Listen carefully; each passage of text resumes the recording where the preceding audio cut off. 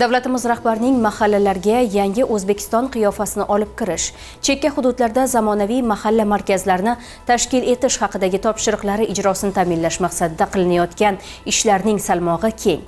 Angren shahridagi og'ir toifaga kiritilgan Ozodlik mahallasida amalga oshirilgan keng ko'lamli bunyodkorlik ishlari yakunlanib, yangi obyektlar foydalanishga topshirilgani ham fikrimizga misol bo'la oladi. Angren shahridagi Ozodlik mahallasi ilgari infratuzilma jihatidan muammoli hududlardan biri sifatida qayd etilgan edi. Ichki yo'llarning ta'mirtalabligi, ko'chalarda yoritish tizimining yetarli emasligi, dam olish va sport maydonchalari tanqisligi, shuningdek xavfsizlik tizimining sustligi hudud aholisining turmush sifatiga salbiy ta'sir ko'rsatib kelgan. 2025-yil sentyabr, 2026-yil yanvar oylarida amalga oshirilgan kompleks chora-tadbirlar natijasida esa mahalla tubdan yangicha qiyofa kasb etdi. Respublika ishchi guruhi hamda mutasaddi tashkilotlar hamkorligida jami 950 million so'm mablag' yo'naltirilib, infratuzilma va ijtimoiy soha obyektlari izchil yaxshilandi. Ozodlik mahallasi 12 ta ko'p qavatli uyda fasad qismlari ta'mirlandi. Yo'laklarimiz hammasi qayta ta'mirlanib, topshirildi. Yana Ozodlik mahallasida mahalla idorasi bilan yangi ta'mirlanib topshirildi.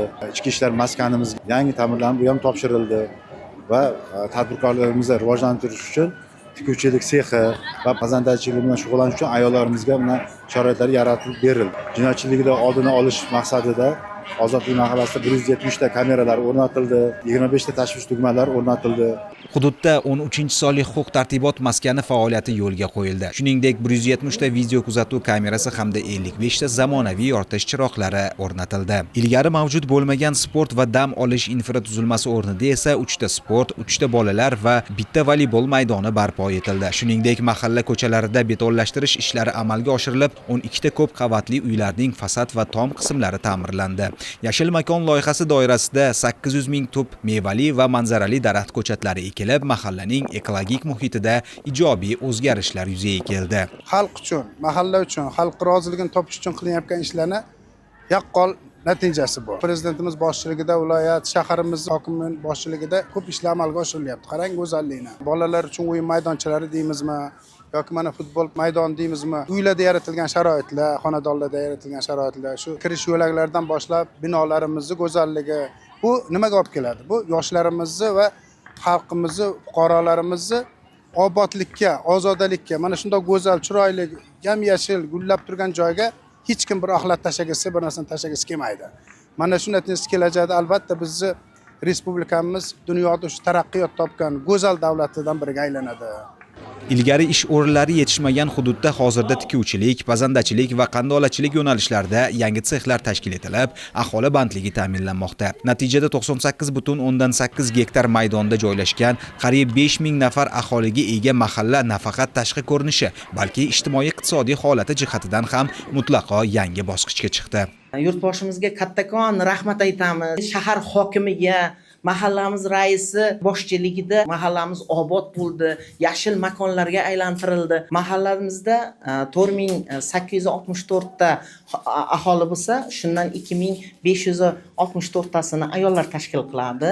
Biz 2025-yil 103 ta ayolni kasb-hunarga o'qitdik, tadbirkorlikka jalb qildik.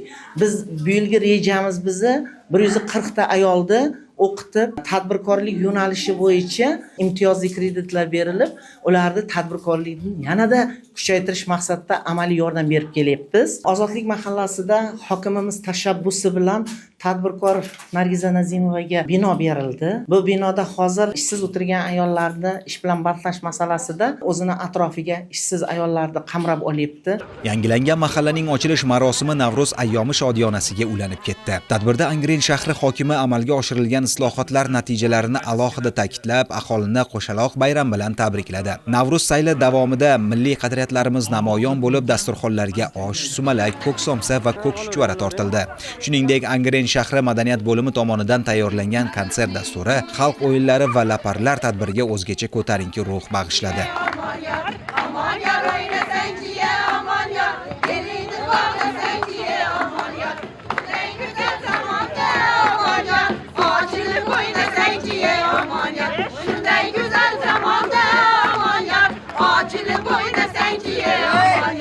Shu tariqa kechagina muammoli hudud bo'lgan mahalla bugun zamonaviy infratuzilmaga ega, obod va farovon maskanga aylandi.